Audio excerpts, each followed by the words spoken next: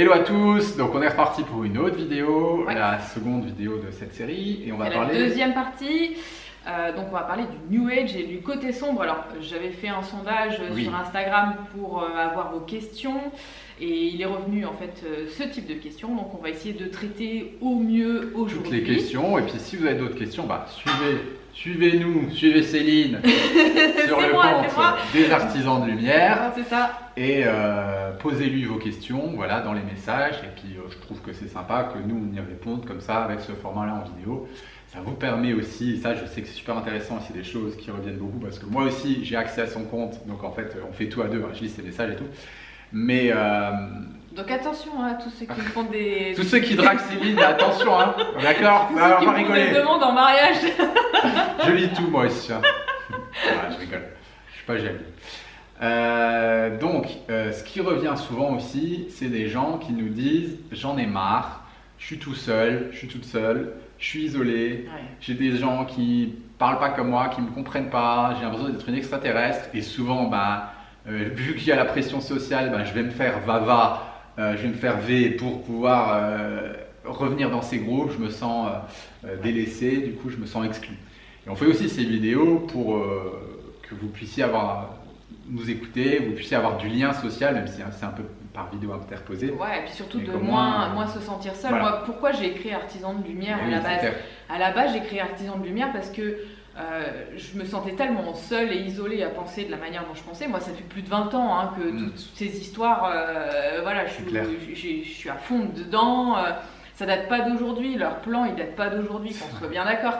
Donc moi ça fait 20 ans qu'on me prend pour une illuminée et qu'on me dit que je suis complètement folle et que je suis complotiste. Le mot complotiste j'ai déjà entendu il y a ça fait super longtemps. Hein. que- Voilà, t'es perché, moi c'est toujours les trucs qu'on m'a dit, oui mais toi avec ton monde idéal et machin, non mais en fait le monde normalement il devrait être comme ça en fait, c'est juste que nous aujourd'hui on vit dans un monde où on s'est adapté dans cette société qui est complètement malade. Pourquoi je devrais aller prendre des médocs, des trucs alors que je peux me soigner avec des plantes? On a complètement tout dévié. Donc ça c'est pourquoi j'ai créé ça, pour déjà retrouver des gens comme moi. Et là ce qui est génial c'est qu'avec le coco ça a explosé parce que les gens se sont réveillés, sont sortis de leur tanière, j'en sais rien, et du coup ils m'ont vu, ils m'ont dit ah ça va, je suis pas tout seul ou toute seule à penser de cette façon là, on est plusieurs. Donc j'aime bien en fait cette période parce que ça a mis un gros coup dans la fourmilière. Il y a Ça plein a de fait un sacré tri. mais oui, ça fait un tri et ça fait plein de personnes en fait qui pensaient comme moi mais qui étaient à droite à gauche avec ses pensées. Et puis par exemple dans une famille c'est compliqué hein, quand tu es le seul à penser comme ça et que tu as un repas de famille et que tu vois que tout le monde est à fond dans le système et que toi tu te dis mais attends il y a un problème dans le système, non? Tu crois pas que de bosser comme tu bosses toute ta vie, d'être un esclave et de payer sans arrêt, il y a un truc qui cloche en fait dans l'histoire. Et en fait, c'est là que tu te rends compte que t'es pas seul à penser comme ça et que c'est pas parce que ta famille elle pense pas comme toi que c'est pas grave. Hein, C'est donc, toi qui as un problème, quoi. Non, c'est pas toi qui a un problème. Ok. Donc c'est bien de pouvoir se regrouper entre personnes qui pensent comme nous. Après, je dis pas que nous on a la vérité, mais moi c'est ma vérité et j'ai envie de la partager avec d'autres personnes. Moi, je suis quelqu'un qui œuvre pour le vivant. Voilà, j'aime le vivant, j'aime manger sainement, être en bonne santé, faire des choses qui agissent pour le vivant, planter des graines, faire un potager, prendre soin des animaux, etc. etc. Ça, c'est ce que j'appelle prendre soin du vivant. Tout ce qui est de la destruction, la corruption, du mensonge, de la manipulation, tout ça, j'aime pas en fait. Je peux pas, c'est pas dans mon système. Nous, on est des idéalistes en fait, clairement. Et on va justement œuvrer pour la protection de l'ancestral, du beau, du vrai, du puissant, de la nature en fait. Et tout ce qui va aller à l'encontre de ça, qui va noircir ce magnifique tableau, ça va être notre ennemi en fait. On va essayer d'aller justement contre ça. Et ou bien nous à l'intérieur de nous ou dans notre idéologie de ne pas justement aller nourrir Le cela cautionner. et le cautionner. Donc voilà, nous qu'on se le dise, on est comme ça et c'est ok quoi, c'est nous et on n'a pas envie de changer pour se conformer ou pour aller embrasser de la médiocrité. Ah non, il n'en est pas question, quoi. Alors on fait le parallèle avec justement le côté New Age parce que je trouve que ça se rejoint. Ouais. C'est-à-dire qu'il y a des personnes qui vont tomber malgré elle, dans le New Age, parce que il y a des valeurs qui sont prônées, qui ressemblent beaucoup en fait à ce qu'on va avoir au fond de nous. Par contre, tout ce qui va être New Age, ce que j'ai du mal avec ça, c'est que ok, c'est de la non-violence, mais c'est aussi de la non-action la plupart du temps. Je me laisse faire en fait. Ah non, tout le monde il est beau, tout le monde il est gentil, on est tous amour, on est tous paix. Oui, dans un monde idéal, oui, et d'accord, mais en face de nous, on a des ennemis, ils sont pas amour, ils sont pas paix du tout. Hein, donc c'est un peu compliqué en fait de rentrer dans ces systèmes-là. Et je sais pas toi comment tu vois les choses et comment tu pourrais expliquer par rapport à tout ça. C'est vrai que du coup le New Age, il y a beaucoup de choses à dire. Là, on pourrait en parler pendant des heures. Déjà de d'où ça vient, de la provenance du New Age et de toutes ses dérives. Et puis je pense que de toute façon dans le New Age, c'est un truc qui est tellement vaste, qui regroupe tellement de philosophies, qui regroupe tellement de religions. En fait, j'ai l'impression que c'est un peu un patchwork, le New Age. Ouais, c'est un fourre-tout, quoi. C'est un peu un fourre-tout, c'est un espèce de néo-paganisme comme ça, où on va chercher en gros tout ce qui est sympa. Tout ce qui est sympa dans une doctrine, on va aller chercher, ah tiens, les chamans d'Amérique du Sud, ils disaient ça, c'est bien. Ah puis tiens, les Amérindiens, ils faisaient ça, ah bah c'est pas mal. Et puis, ah, les bouddhistes, ils faisaient ça, c'est cool. Oui, ou voilà, sachant qu'en plus, c'est pas forcément des choses qui, je trouve, sont compatibles avec nos esprits européens, okay, avec notre civilisation européenne. On a un esprit, on a un héritage, on a des ancêtres qui ont pensé d'une certaine manière depuis 3000 ans, à peu près, même plus, avec les Celtes, avec les Francs, peut-être pour certains avec les Vikings, etc. Et on a toute cette culture en nous. Donc aller chercher des choses à l'autre bout du monde qui ne sont pas forcément en adéquation avec notre personnalité, c'est compliqué. Je ne sais pas pour ceux qui connaissent un peu Osho, mais par exemple Osho disait qu'un occidental, il ne peut pas méditer, quoi. Il ne peut pas du tout méditer, c'est pour ça qu'il a créé une méditation, la méditation active, parce que méditer en tailleur était quasiment impossible pour un occidental, tant on était un peuple qui était dans le feu, qui était avec une volonté de puissance affirmée, et pour lui c'était très compliqué, qui était dans l'action de méditer, et qui avait un système émotionnel tellement à fleur de peau, que c'était très compliqué de méditer. Alors bien sûr, il y a des gens qui vont dire oh non, moi j'arrive très bien à méditer, je comprends pas ce que tu veux dire, tu peux méditer pendant 3 heures, il n'y a pas de problème. Je suis en train de parler de manière générale, ok? Donc déjà par rapport à ça, moi je trouve que c'est pas forcément judicieux d'aller chercher dans d'autres cultures des choses que on peut avoir nous. Et on a une religion, enfin on a une culture religieuse et on a une culture plutôt spirituelle qui en Europe est absolument magnifique. Et je pense qu'on peut facilement aller s'en nourrir plutôt que d'aller le chercher à l'autre bout de la planète. Vous avez aussi une philosophie européenne qui est magnifique, avec la philosophie grecque par exemple, et qui je pense colle beaucoup plus à qui on est. Je pense vraiment qu'il faudrait passer 10, 20, peut-être même 30 ans à étudier la théologie et la philosophie et la religion d'un seul, par exemple le bouddhisme, on va prendre l'exemple du bouddhisme, pour qu'un Européen s'en imprègne vraiment. Et là, l'idée de prendre des patchworks à gauche, à droite, de faire un patchwork géant et de prendre des idées à gauche, à droite, je pense qu'en fait, on en oublie l'essentiel et on arrive à un truc qui est raccommodé, quoi, un truc un peu baltringue. C'est comme si on prenait une table qui avait 2 pieds et demi puis qu'on essayait de la faire tenir. Ce ne sera pas solide en fait. Ça, c'est mon avis. Toi, c'est quoi le côté sombre du New Age? Alors, justement, le côté sombre, c'est ce sur quoi t'introduisais le truc.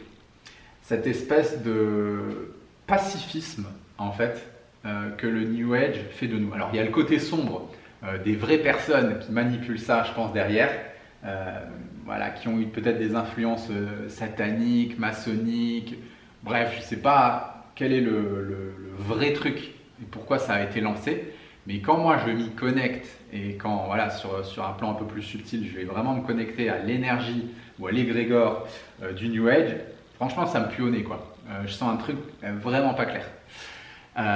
Donc il y a ce premier point que je trouve sombre et obscur et dans lequel vraiment je vous encourage à ça. Faites confiance à votre intuition. Nous, plusieurs fois, on a été dans des stages ou des trucs comme ça On a eu une période très New Age avec ego spirituel à fond, etc. Très sympa au début qu'on s'est rencontrés. On a embrassé donc tout ça, on en a vu les limites et c'est pour ça qu'on peut en parler. Et on s'est retrouvés dans des stages où on ne se sentait pas bien du tout, quoi. Notre intuition nous disait qu'une chose, c'est barre-toi, quoi. Donc on allait au stage, on regardait un peu et puis on partait, quoi, parce qu'on ne pouvait pas rester. Donc voilà, faites vraiment confiance, moi je pense, hein, voilà, faites ce que vous voulez de ce que je vous balance, mais faites confiance à votre intuition et si vous ne sentez pas les personnes, si vous ne sentez pas le truc, n'hésitez pas, barrez-vous, quoi. Ça c'est pareil pour les gens que vous suivez ou les gens sur YouTube, c'est pas parce que quelqu'un prône l'amour, c'est pas parce que quelqu'un prône la bienveillance, c'est pas parce que quelqu'un prône le pacifisme et tout ça, que c'est forcément une personne qui est bonne, et c'est forcément une personne qui a des bonnes vibes, des bonnes énergies, comme on peut dire. Voilà, quoi. Des bonnes intentions plutôt. Faites gaffe à ça, quoi. Donc ça c'est premièrement. Ensuite, l'autre côté sombre vers lequel le New Age peut amener, ça c'est notre opinion encore une fois, c'est ce pacifisme. C'est cette espèce de pacifisme édulcoré là, dont Céline parlait, qui mène trop souvent à l'inaction. Et qui nous laisse dans une espèce de miasme comme ça, et on va avoir une émotion, on va avoir envie de se rebeller, on va avoir envie de se battre, on va avoir envie de se défendre, on va avoir envie d'exprimer ses ressentiments par rapport à quelque chose qui nous exaspère. En fait, on va avoir envie d'exprimer sa toute-puissance, on va avoir envie d'exprimer sa souveraineté à travers ça, mais non. C'est mal. C'est mal, c'est pas bien. Alors c'est pas bien de se mettre en colère, c'est pas bien de s'énerver, c'est pas bien de se battre verbalement, physiquement, c'est pas bien de défendre ses idées. Parce que New Age, parce que yoga, parce que je suis un être pur, je suis un être d'amour, je suis un être pacifique. Non, alors ça c'est nier l'humain. Tout ça, ça s'appelle en fait du nihilisme. Okay, c'est purement et simplement que du nihilisme. C'est refuser la vie en soi, c'est refuser sa toute-puissance et nier sa force en fait. Parce qu'au final, quand tu renies tes émotions, tu renies en fait ce que tu es réellement, tu renies ta vie en fait. Ouais, bien sûr. Parce qu'un être humain, un être vivant, il a des émotions. On a des émotions de colère, de tristesse, etc. Et c'est vrai que de ce mouvement New Age, on a ce côté, c'est pas bien en fait d'être en colère, c'est pas bien d'avoir des émotions, c'est pas bien, on n'a pas le droit en fait. T'as l'impression qu'on doit être toujours de bonne humeur, on doit être toujours dans l'amour, on doit être toujours lisse, aimer son prochain, et c'est pas bien en fait d'avoir des émotions. Mais en fait, ça fait de nous finalement des êtres incomplets et des bons esclaves docile. Mais bien sûr, exactement. Parce que moi j'ai des groupes, hein, j'aime bien, ils sont adorables et tout, mais ils disent non, mais en fait il faut juste rester dans l'amour, et puis tout ira bien, il faut vibrer amour. Ok, bon, je suis d'accord avec le fait de vibrer amour, mais par contre, tu viens chez moi et tu viens me piquer de force ou je ne sais quoi, ou embêter mes enfants. Là, avec tout l'amour, hein, justement, c'est parce que j'ai énormément d'amour envers la vie et envers mes enfants que je vais me défendre en fait, et que je vais certainement avoir la colère qui va monter. Cette colère, en fait, elle a une racine, c'est l'amour, en fait, parce que j'aime ma fille, j'aime ma famille, j'aime ma vie, je vais me mettre en colère pour protéger en fait ce que j'ai de plus cher. Donc il ne faut pas confondre être dans l'amour, être amour, être ci, être là, et avoir de la colère et que c'est pas bien en fait. Non, parce que je pense que la racine de tout ça, moi la racine de ma colère, au final, elle est dans le respect de la vie et du vivant, qui n'est pas aujourd'hui respecté. Donc c'est une colère saine pour moi, quelque part. Franchement, je vous encourage, si ce qu'on vous dit vous parle, à lire l'Iliade et à lire l'Odyssée d'Homère, qui sont des grands classiques de notre civilisation, qui sont des mythes fondateurs de notre civilisation. Et étudiez, si ça vous parle, tout ça, le comportement des 12 dieux de l'Olympe. Et allez voir si ces 12 dieux de l'Olympe sont des êtres dans l'amour inconditionnel, de pure bonté, pacifiques au possible, qui sont sur leur Olympe et qui envoient de l'amour à l'humanité. Pas du tout. Ce sont des dieux. Ce sont un idéal, ce sont des idéaux, on va dire, que nous essayons d'atteindre chaque jour. et qui se mettent en colère, et qui sont jaloux, et qui défendent leurs idées, et qui se font la guerre, etc. Parce que ça fait partie de l'humanité. Si vous aimez aussi certaines autres religions, comme tout ce qui est religion hindoue, vous vous intéressez peut-être à Shiva. Shiva, le dieu destructeur. Ok, vous pouvez lire beaucoup de choses par rapport aux actions et aux légendes et aux mythes de Shiva. Et Shiva, ce n'est pas du tout un dieu qui balance de l'amour et puis qui reste les bras croisés, pacifique en tailleur. Pas du tout. D'accord? Shiva, c'est avant tout un dieu guerrier que vous voyez avec son trident, etc. C'est un dieu guerrier. C'est un dieu qui est capable d'aimer inconditionnellement, mais qui est capable également de défendre. Qui aime tellement inconditionnellement exactement. Que justement il défend ce qu'il aime. Ceux qu'il aime, qui peut défendre l'humanité, etc. D'accord? Donc nous, notre idéal, c'est vraiment le terme que j'ai envie d'utiliser, c'est le terme idéal, c'est justement de connecter à cet idéal et au Dieu et à cet idéal divin et à essayer justement peut-être d'être un homme divin, une femme divine et petit à petit, chaque jour, de faire de notre mieux pour nous connecter à ça et essayer d'être des êtres complets. Des êtres complets qui sont autant capables de produire énormément d'amour, voilà, comme on peut le faire dans notre famille, dans notre couple, avec nos amis, mais tout aussi bien être capable de nous mettre en colère, d'utiliser parfois la force si c'est nécessaire, même si ce n'est pas dans notre nature première, pour protéger les personnes qui nous sont chères. Et d'être en permanence en connexion avec notre monde émotionnel et ne pas, parce que sous couvert d'une pseudo-morale, mettre un couvercle sur nos émotions les plus sombres, parce que ce serait refouler notre humanité. Et au final, toutes les personnes qui sont dans le New Age et l'amour, etc., ne le sont que parce que la société actuelle, la société qui bien souvent, ils sont contre cette société, non, la société est trop méchante, eh ben, sont là pour les protéger. Et parce qu'ils ont des policiers qui sont là aux quatre coins de chez eux, aux quatre coins des frontières, et qui leur permettent d'avoir cette sécurité. Je pense que c'est avant toute chose défendre sa souveraineté. Ah, bien sûr. Voilà, c'est défendre qui je suis, mes idées, ce que je veux, comment je pense. Il n'y a personne d'autre en fait autour de moi qui a le droit de me dire ce que je dois faire, ce que je dois penser, comment je dois agir, qu'est-ce que je dois me faire injecter, etc. etc. Enfin, je pense que la vraie souveraineté, elle est là, la vraie pleine puissance, elle est là, parce que moi, j'ai plein de personnes autour de moi qui se disaient chamanes, qui se disaient je sais pas quoi et compagnie, et qui se sont fait injecter la soupe, quoi. Et là, en fait, moi, mon cerveau, il bug à ce moment-là. Je dis, attends, tu me dis que t'as aucune peur, que tu te sens bien, etc., et tu vas faire ça, en fait.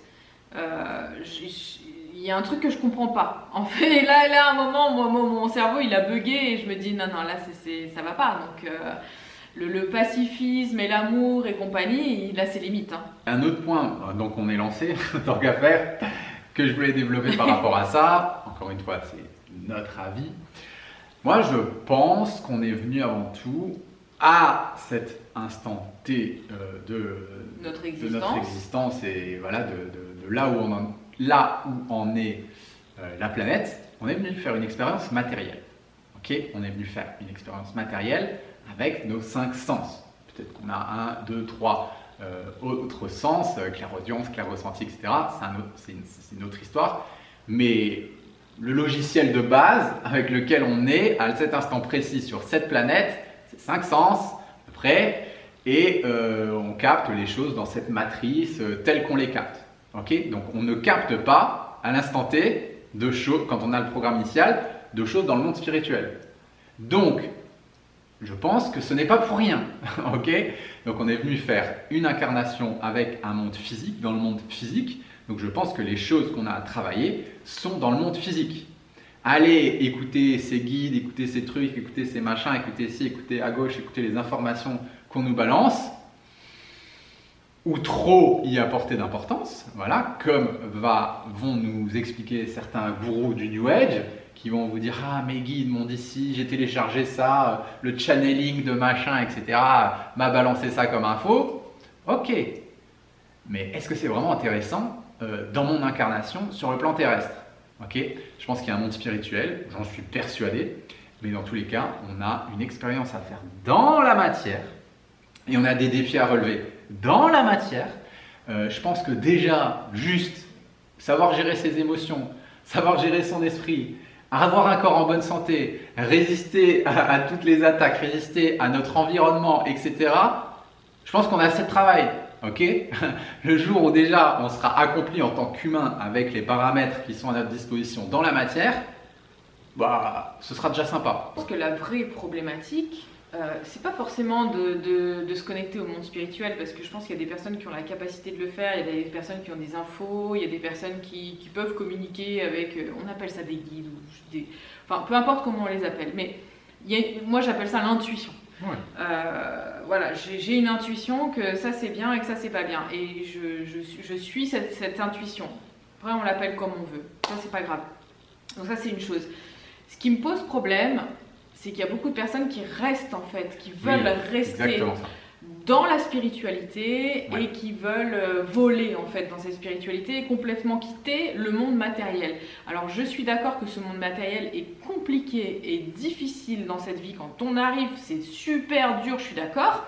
Et comme c'est tellement dur, il y a des gens qui préfèrent dire ok, moi je m'envole là-haut. Ouais, je m'envole là-haut, je reste perché et comme ça, je me dédouane du monde physique. Je ne fais plus partie. Oh non, moi je ne fais pas partie de ce monde physique. Moi je suis tout là-haut, je vole, etc. Donc c'est aussi nier la vie sur Terre et nier l'expérience qu'on est venu faire dans le monde matériel. Donc je suis ok par moment de faire des allers-retours peut-être dans le monde spirituel, de prendre des infos, etc. Mais après de revenir les ramener sur Terre et de rester sur Terre et de faire cette expérience terrestre en fait et de se servir de nos capacités extrasensorielles qu'on peut avoir. Sans pour autant y mettre un ego surdimensionné, parce que j'ai beaucoup de personnes, ah oui moi je parle avec le guide machin, ah oui moi l'archange Michael me parle tous les jours et compagnie. Bon là franchement honnêtement j'ai un peu de mal parce que et puis on sait pas qui est derrière hein, parce que tu dis c'est l'archange Michael mais va savoir si ça n'a pas été tu sais que la matrice elle est tout est mis à l'envers et puis ils ont hacké tout ce qu'ils ont pu hacker hein, donc ils te font croire que tu idolâtres un dieu mais derrière ce dieu c'est eux qui sont hein, donc ils te mettent juste l'image du dieu mais derrière c'est tous les sataniques qui sont derrière, donc faut faire super gaffe aussi à ça, à qui on va donner notre énergie. Prier un dieu, prier une entité, etc. Est-ce que tu sais réellement si tu pries vraiment cette entité-là, tu vois peut-être dans ton idéologie, cette entité, elle est belle, elle est magnifique, il y a plein de choses au niveau spiritualité et tout, mais si elle a été hackée et que derrière, en fait, tu pries une entité qui n'est pas la bonne, tu envoies toute ton énergie, en fait, dans cette entité. Donc, moi, je suis plus déjà du principe, quand je prie quelque chose, je prie mon corps d'abord, je prie moi, mon âme, qui je suis, etc. Donc, l'énergie, je l'envoie à moi-même. Ça, je suis sûre au moins que c'est pas hacké et que c'est à moi que j'envoie l'énergie. Donc ça, c'est vraiment cette petite parenthèse que je voulais faire par rapport à ce monde spirituel qui parfois, pour certaines personnes, est trop présent et du coup leur permet de quitter complètement le monde matériel sous prétexte que je suis connectée à je sais pas qui, à je sais pas quoi et que voilà. Donc c'est plutôt ça, moi, qui me dérange vraiment dans le New Age, dans le monde spirituel, plutôt que de vivre dans ce monde matériel. Tu as super bien résumé en fait, c'est pour ça c'est génial d'être à deux. Tu as super bien résumé ce que je voulais expliquer. Je pense que c'est top pour les personnes qui ont ces capacités. Nous, on en a aussi, on va s'en servir pour aller chercher les informations, mais on n'y reste pas perché. C'est ça que je voulais expliquer.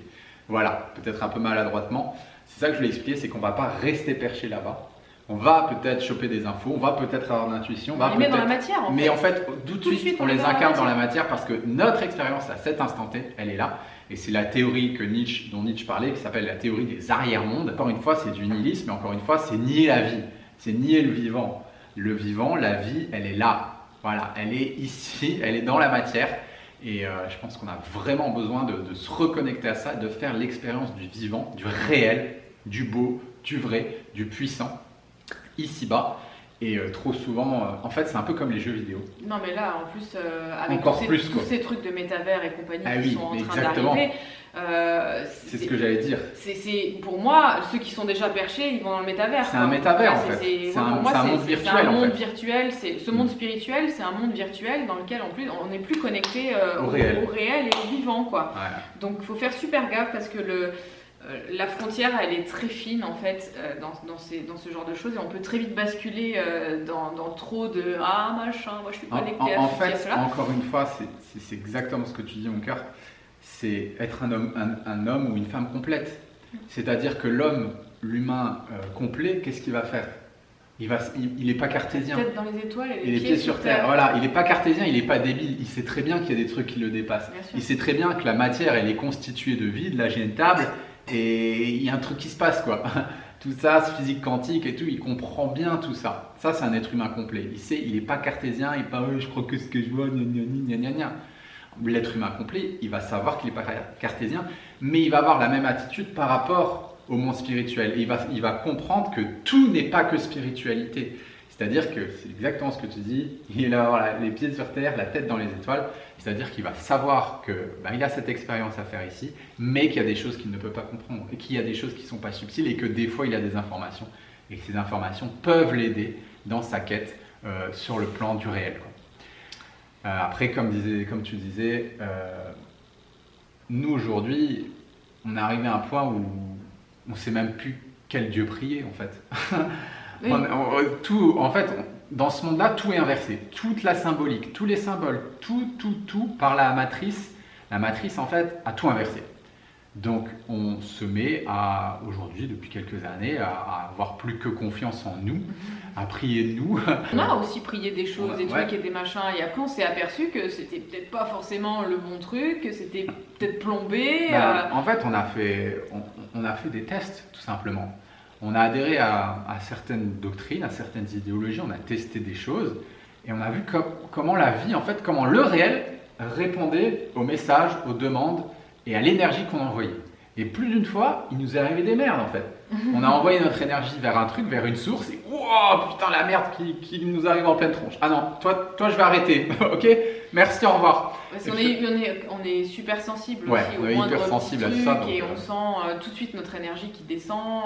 Voilà, nous, on travaille à fond sur notre énergie, on se protège énormément de plein de choses, on est tout le temps à veiller, à manger des trucs hyper sains, à faire toujours une activité physique, à être toujours dans des pensées positives, etc.